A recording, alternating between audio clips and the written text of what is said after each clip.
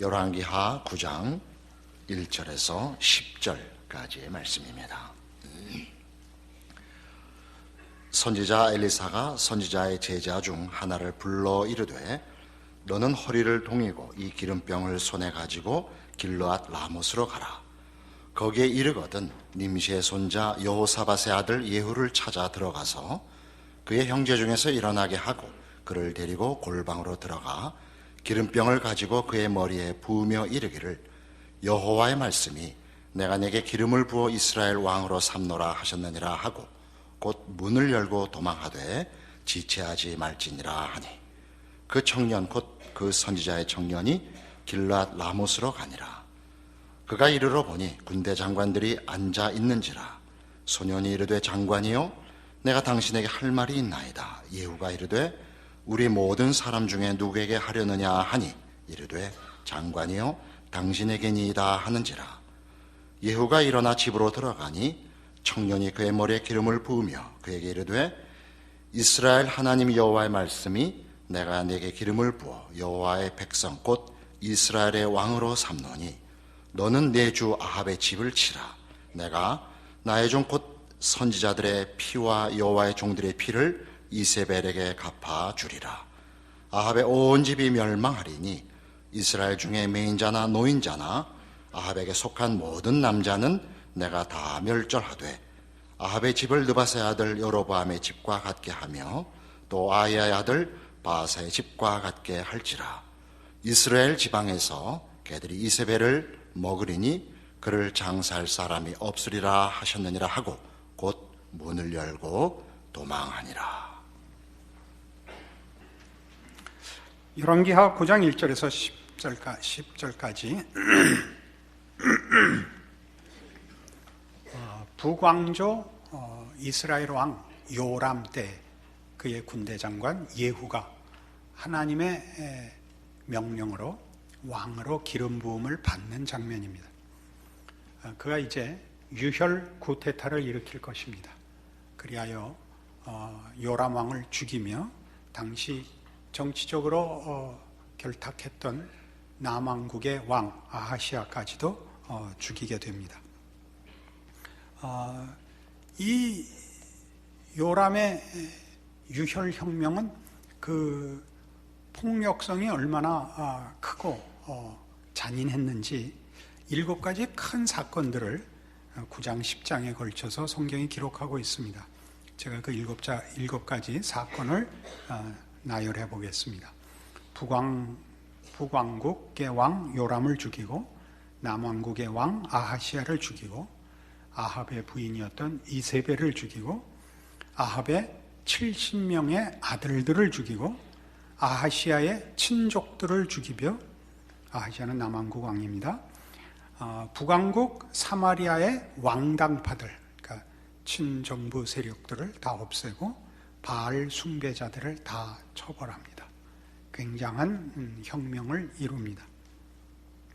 예후의 개혁 조치에서 우리가 놀라는 것은 그 폭력성의 범위와 잔인함입니다. 아주 진멸을 합니다. 문제는 이 폭력의 배후에 하나님이 있다는 사실입니다. 하나님이 이 일을 허락하셨고 어찌 보자면 명하셨다고까지 얘기할 수 있습니다. 하나님이 아무리 공의로운 심판을 행하셨다 할지라도 이런 잔인한 방법을 쓰실 수 있느냐 하는 것이 오늘 우리가 살펴보고자 하는 내용이며 그 폭력성의 진의가 무엇이냐, 가치가 무엇이냐 따져보려고 하는 것입니다. 세상에서는 목적이 수단을 정당화합니다. 그러나 우리가 역사 속에서 경험했듯이 모든 잘못된 수단들은 그 수단이 오염되면 목적도 오염시킨다는 것을 우리가 알고 있습니다. 그래서 하나님의 폭력은 그것이 폭력의 야성 때문에 그 잔인함 때문에 하나님의 공의로우심과 선하심이라는 것이 우리에게는 자칫 걱정스럽습니다. 마음에 하나님이 의로우시다, 선하시다, 자비하시다 하는 그 증언들이 맞는가 하는 마음까지 불러일으키기 때문입니다. 요한계시록 19장에 가면 하나님의 폭력성에 대한 성경의 이런 답이 나옵니다. 성경 맨 끝책인 신약 성경 맨 끝에 요한계시록 19장 11절로 가겠습니다. 또 내가 하늘이 열린 것을 보니 보라 백마와 그것을 탄 자가 있으니 그 이름은 충신과 진실이라. 그가 공의로 심판하며 싸우더라. 그 눈은 불꽃 같고 그 머리에는 많은 관들이 있고 또 이름 쓴 것 하나가 있으니 자기밖에 아는 자가 없고 또 그가 피 뿌린 옷을 입었는데 그 이름은 하나님의 말씀이라 칭하더라. 하늘에 있는 군대들이 희고 깨끗한 세마포 옷을 입고 백마를 타고 그를 따르더라. 그의 입에서 예리한 검이 나오니 그것으로 만국을 치겠고 친히 그들을 철장으로 다스리며 또 친히 하나님 곧 전능하신 이의 맹렬한 진노의 포도주 틀을 밟겠고 그것과 그 달에 이름을 쓴 것이 있으니 만왕의 왕이요 만주의 주라 하였더라. 최후의 심판자로 임하시는 예수 그리스도의 모습이 전투하는 군인의 모습으로 그려지고 있습니다. 철장으로 다스리고 맹렬한 진노의 포도주 틀을 밟을 것입니다. 분명히 아주 폭력적입니다. 그러나 이 심판의 주인 되시는 이 하나님의 심판을 수행하는 그 종은, 이 백마를 타고 있는 이 종은 13절에 있는 바와 같이 그가 피 뿌린 옷을 입고 있습니다. 하나님의 폭력성은 그 절정이 말하자면 최후의 심판에 있는 것이 아니라 그 폭력의 절정이 예수 그리스도의 십자가에 있었던 것입니다. 하나님을 따르지 않느니, 반대하느니, 거스르는 자들을 심판하는 최후의 심판보다도 천지를 지으신 하나님께서, 만군의 여호와께서 자기의 아들을 십자가에 죽이시는 폭력보다 더한 폭력은 남긴 것이 없습니다. 그러니까 하나님의 폭력은 십자가라는 폭력을 이해할 때만 그 뜻과 의미를 이해할 수 있게 됩니다. 그 폭력은 고린도후서 5장에서 이런 의미를 가진다고 가르칩니다. 고린도후서 5장입니다.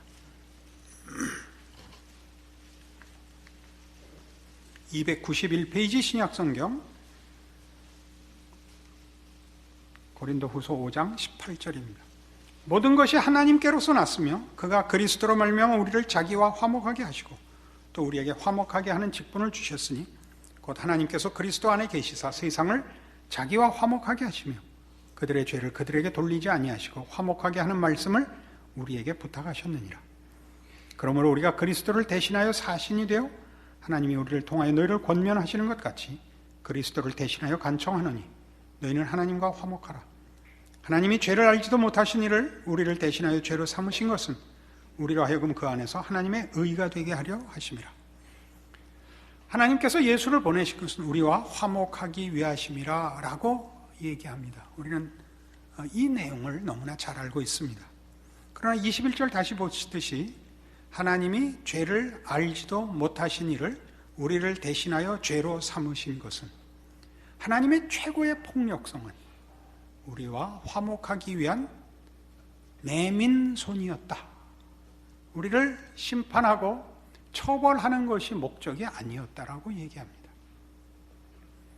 하나님의 폭력성은 뜻밖에도 당신의 아들을 십자가에 못 박아 모든 하나님을 외면한 죄인들을 돌이키시며 그들을 찾아오시는 손길로 목적했던 것입니다. 우리는 지금 예후의 사건에서 사실은 이 문제에 대하여 이런 답을 봅니다. 열왕기하 10장으로 오시면 예후의 이 혁명을 성경은 이렇게 평가하고 있습니다. 구약성경 580페이지 열왕기하 10장 30절입니다. 여호와께서 예후에게 이르시되 네가 나보기에 정직한 일을 행하되 잘 행하여 내 마음에 있는 대로 아합 집에 다 행하였은즉 네 자손이 이스라엘 왕위를 이어 4대를 지내리라 하시니라. 그러나 예후가 전심으로 이스라엘 하나님 여호와의 율법을 지켜 행하지 아니하며 여로보암이 이스라엘에게 범하게 한 그 죄에서 떠나지 아니하였더라. 자, 예후는 하나님의 심판에 쓰임받았습니다. 하나님의 뜻을 이루었습니다. 하나님이 엘리야에게 약속하시고 예언케 하신 대로 아합 집을 쓸어버리시는 일에 하나님을 거역하고 하나님의 뜻을 거부한 자의 그 심판에, 하나님의 심판의 손길이 되었습니다. 그러나 성경은 예후가 하나님의 뜻을 이룬 것은 사실이지만 그가 하나님과 화목치는 못하였다라고 설명함으로써 그가 실패한 자라고 평가합니다. 자, 폭력이란 뭘까요? 여러분, 어느 시대나 그렇듯이 이 세상을 사는 한 현실은 우리에게 늘 유혹과 위협과 배반과 복수로 도전합니다. 이것이 멈추는 현실은 없습니다. 현실은 언제나 이 네 가지 요소가 또는 폭력성이 우리를 위협하며 우리에게 답하기를 요구합니다. 그래서 우리는 이런 폭력성들을 사실 은연중에 하나의 기준으로 해서 성경의 인물들을 평가합니다. 모세, 엘리야, 다니엘. 모세를 10가지 재앙을 내리고 바로를 친 자로, 엘리야를 모든 바알 선지자들을 죽이고 아합에게 대적한 자로, 그리고 다니엘을 바벨론의 왕에게 굽히지 아니하고 힘으로 버틴 자로, 그리하여 하나님이 누구신가를 드러낸 자로, 말하자면 폭력성을 가지고 정치와 승부라는 개념에서 우리는 사실 우리의 신앙을 점검하곤 합니다. 그런 점검, 그런 평가에서는 모세, 엘리야, 다니엘의 나란히 예후가 올라설 수 있습니다. 하나님의 뜻을 다 이루어 하나님의 마음을 시원하게 한 모세나 엘리야나 다니엘과 방불한 하나님의 사람일 것입니다. 그러나 중요한 차이가 있습니다. 저는 하나님과 화목한 자는 아닙니다. 그럼에도 불구하고 우리는 우리의 현실 속에서 분명히 우리의 신앙을 점검할 때마다 여러분 모두가 저와 동일하게 내 신앙은 이게 뭔가? 라는 이 모호한 비평으로 모두 사실은 자책합니다. 나는 뭔가라는 것은 이 세상이 가지는 힘보다 더 큰 힘, 이 세상이 가지는 관심을 돌려놓을 힘, 이 세상의 모든 하나님을 모르는 자들에게 하나님을 분명하게 보여줄 신앙의 힘이라는 폭력성을 가지고 자기의 신앙을 점검하며 소원하는 것입니다. 그래서 우리가 그렇게 살지 않는 한 우리는 진정한 신앙인이 아니고 쓸모없는 자라고 생각을 하는 것입니다. 제가 오늘도 광고한 것 같이 우리 후손들에게 꼭 물려주고 싶은 가장 중요한 것이 있다면 하나님이 누구시며 그의 성도들을 어떻게 인도하시는가 하는 신앙의 현실적인 바로 이런 면입니다. 우리는 너무 치열하게 살고 보상되고 확인되는 식으로 신앙생활이라는 것을 증거받았습니다. 그렇게 도전받았습니다. 위인이 된다는 것은 신나는 일입니다. 자랑스러운 일입니다. 그러나 뜻밖의 성경은 위인을, 영웅을 요구하지 않습니다. 하나님과 화목하는 문제는 영웅적인 것이 아닙니다. 세상적인 눈으로 볼 때 그것은 하나도 위대하지 않습니다. 숨겨져 있곤 합니다. 한 개인의 개인적인 비밀과 감추어진 사소한 일 같아 보입니다. 세상은 우리에게 도전하기를 이렇게 위협하고 복수하라고 요구함으로써 우리의 마음을 들끓게 하고 힘있게 일어나 보란듯이 신앙생활을 해야 한다라고 우리를 도전합니다. 그러나 실상 여러분 신앙생활에 진정한 현실의 국면을 한번 들어가시면 여러분은 세상은 우리를 도전하고 우리를 흥분시키기 위해서 노을 같고 파도 같고 폭풍같이 위협하지만 실제로 우리는 아무것도 결정할 것이 없는, 그리고 선택의 여유가 없는 범상한 일상을 삽니다. 저는 하나님의 아주 중요한 일꾼 중에 한 사람인 줄로 알고 있습니다. 그러나 하루하루의 삶 속에서 제가 확인하는 것은 나는 중요한 하나님의 일꾼이라, 그래서 이렇게 오늘 하루도 하나님 앞에 이렇게 쓸모있는 사람으로 살고 중요한 준비를 하고 있노라 라고 확인할 수 있는 날은 거의 없습니다.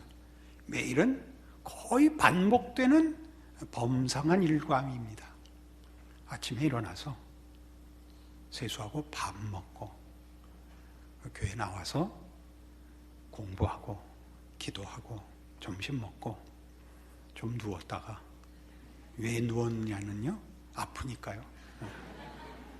또 책 보고 공부하고 기도하고 또 성경 보고 눈이 짓물러서 또 눈 감고 누워있다가 커피 한 잔 타먹고, 그리고 저녁에 들어가서 저녁 먹고 목 디스크 자가 치료하고 성경 보고, 그리고 텔레비 보다가 정말 볼 곳이 없구나, 이민이나 갈까 그런 생각하다가 그 수면제 먹고 잡니다.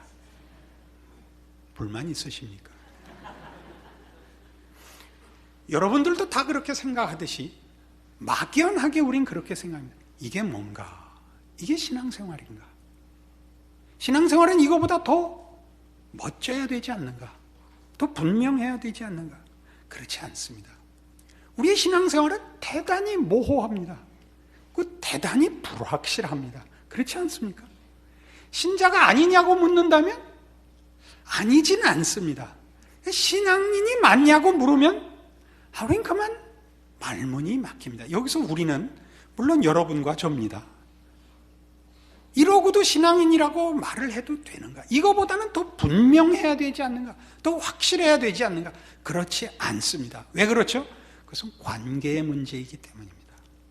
하나님과의 관계의 문제이지, 하나님이 얼마나 내 편을 드시는가, 내가 얼마나 오늘 하나님 앞에 쓸모가 있는가로 확인되지 않습니다. 그러니까 늘 애매모호합니다. 나는 신자가 아닐지도 모른다. 아니, 아닐 리는 없다. 하나님은 내 기도에 정말 응답하실까? 아니, 나는 분명히 하는데 어저께는 하다 잤는가? 또 자책이 되죠. 여기가 우리가 늘 당황하는 바로 현실인 듯합니다. 그러나 분명합니다. 우리는 하나님의 자녀입니다. 우리는 이 걱정 속에, 이 고민 속에, 이 불확실성과 이 불안 때문에 우리는 늘 하나님께 묻게 됩니다. 그렇다면 우리는 하나님의 자녀입니다. 그리고 신앙생활을 하고 있는 것입니다. 이게 뭐와 다르냐? 예후와 다릅니다. 우린 번듯한 하나님의 일을 하고 있는 것은 하나도 없습니다. 그러나 우리는 매 순간 하나님 앞에 물을 수는 있습니다. 내가 신앙인이 맞습니까? 하나님, 이렇게 사는 것도 신앙입니까? 하나님, 이렇게 불안하고 확실치 않은 이 인생이 이래도 맞는 겁니까? 라고 여러분이 여러분의 존재와 여러분의 삶을 매번 하나님 앞에 묻고 하나님의 도우심을 구하고 있다면 신앙인입니다.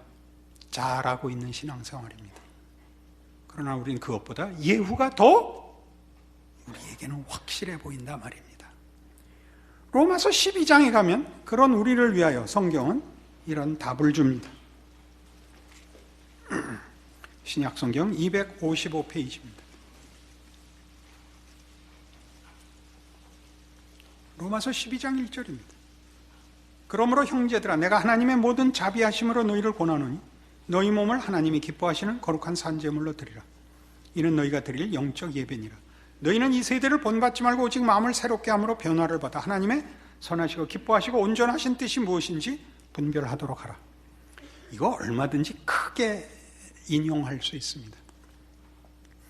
우리는 성경 말씀들을 너무 크게 쓰고 너무 영웅적으로 이해하곤 해서 이런 말씀들도 다 이렇게 변변치 않게 살 것이 아니라 내가 가서 하나님 앞에 마지막으로 무릎 꿇어 기도하고 일주일간 금식하고 뭐가 되든 도가 되든 사생 결단을 한번 내야겠다 이렇게 생각하지요.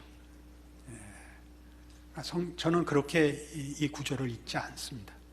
여러분의 매일을 바치십시오. 꿈을 바치지 마시고 야망을 바치지 마시고 여러분 몸뚱아리를, 현실을 바치십시오. 그래서 하나님의 기뻐하시고 온전하신 뜻을 매일 생각하십시오. 고민하십시오. 쩔쩔매십시오. 잊지 마십시오. 그리고 늘 민망해 하십시오. 훌륭한 신앙생활이라고 생각합니다.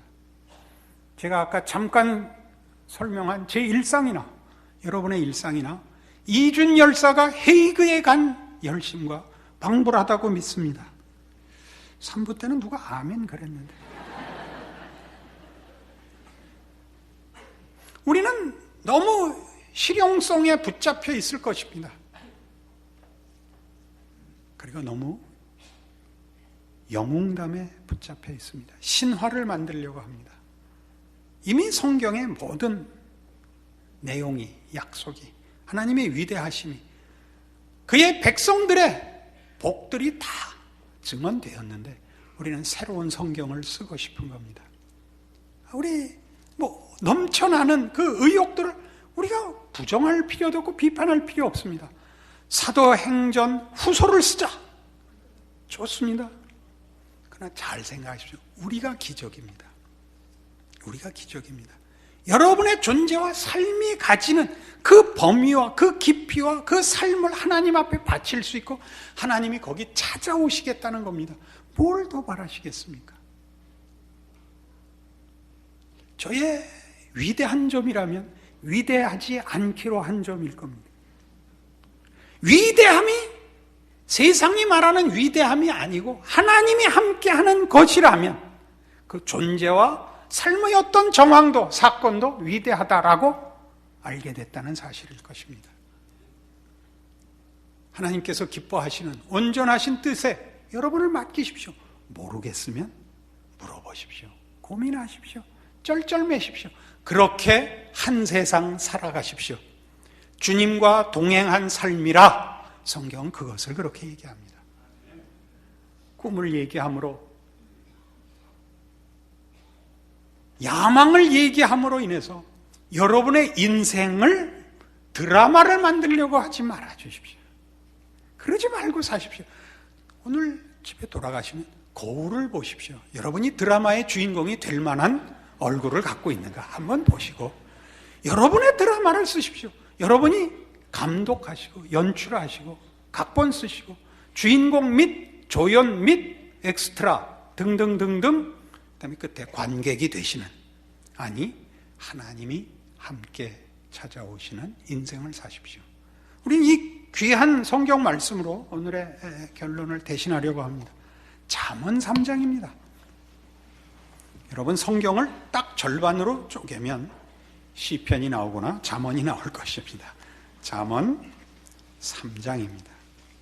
이 말씀도 여러분이 잘 아는 말씀이지만 오늘의 말씀과 연결해서 저는 여러분에게 조금 더 깊은 일상과 범사를 하나님 앞에 바칠 수 있도록 이 말씀을 권합니다. 3장 5절입니다. 너는 마음을 다하여 여호와를 신뢰하고 내 명철을 의지하지 말라. 너는 범사의 그를 인정하라. 그리하면 네 길을 지도하시리라. 이 범사에 하나님을 모시십시오. 여긴 위인전기는 없습니다. 영웅적인 신화도 없습니다. 범사에 부르십시오. 그 범사를 바치십시오. 범상한 삶을 하나님과 더불어 기적이 되게 사십시오. 그것이 신자 모두에게 허락된 공평한 특권입니다. 모두에게 허락된 신비로운 기적입니다. 그 삶을 사시는 여러분, 자기 시대와 자기가 속한 사회 앞에 하나님의 사람의 다름을 보란듯이가 아니라 부정할 수 없이 존재케 하고 실천하는 인생이 되는 그런 여러분 되어 주십시오. 기도하겠습니다. 하나님 아버지 은혜를 감사합니다. 하나님의 자녀가 이미 되었고 하나님 앞에 예수의 이름으로 무엇이든지 구하는 자 되었고 응답받도록 약속되었습니다. 무엇이 더 남아있겠습니까? 우리의 불만은, 우리의 불안은 무엇으로부터 기원하겠습니까? 우리는 하나님의 약속과 세상의 욕심을 혼돈하고 있는 것 때문일 것입니다. 신앙을 지키게 하옵소서. 거기서만 하나님을 모신 자의 자랑과 감격과 만족과 충성과 승리가 있게 하여 주시옵소서. 우리와 우리 인생을 바치게 하옵소서. 매일을 하나님의 사람으로 살게 하옵소서. 예수님 이름으로 기도합니다. 아멘.